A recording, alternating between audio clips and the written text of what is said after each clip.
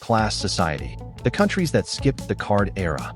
Why QR payments won Southeast Asia before credit cards ever got the chance. In Malaysia today, there are more QR payment merchants than there are traditional card payment terminals. Not close. More than double.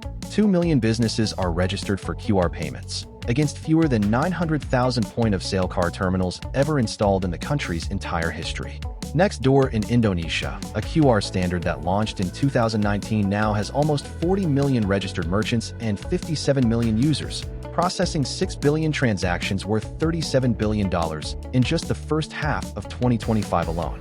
Neither of these countries built a mature credit card economy first and then added QR on top.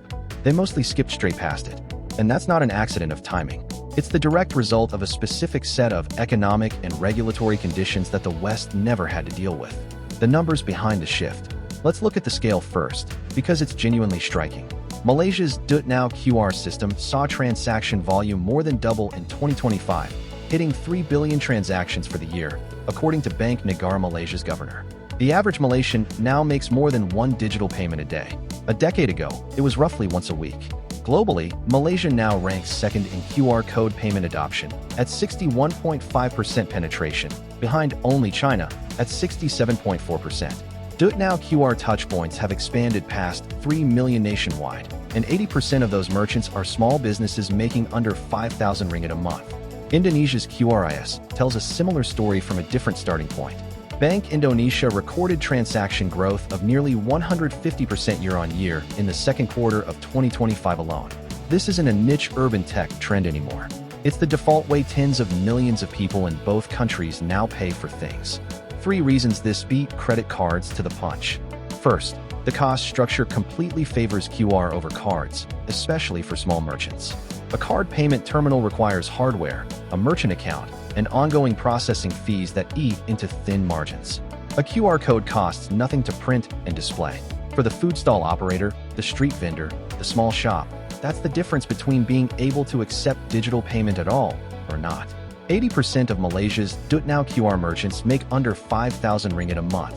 These are exactly the businesses a card network was never going to bother signing up.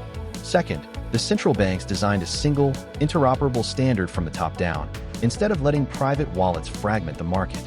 This is the single biggest structural difference from how cashless payments evolved in the West. Malaysia's Bank Negara mandated single merchant display QR codes specifically to cut clutter and reduce onboarding costs.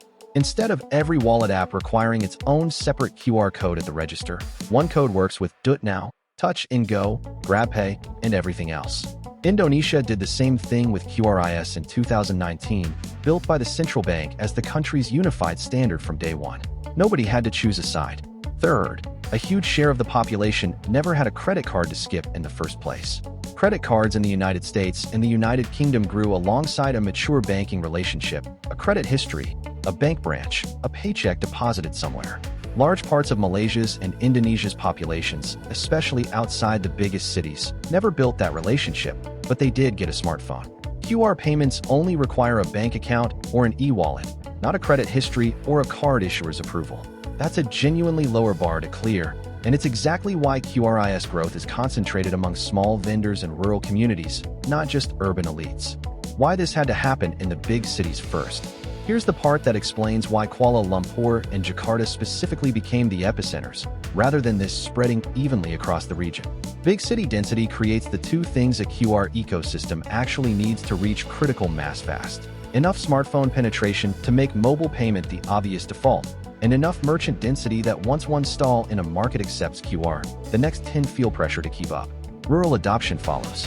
Bank Negara has pointed to places like Pulau Redang, where over 90% of businesses now take digital payment, with nearly half reporting revenue increases over 50%. But it follows the pattern set in the cities first, where e-commerce, ride-hailing, and food delivery apps had already trained an entire generation to pay for things with a phone before they ever needed to think about a physical card.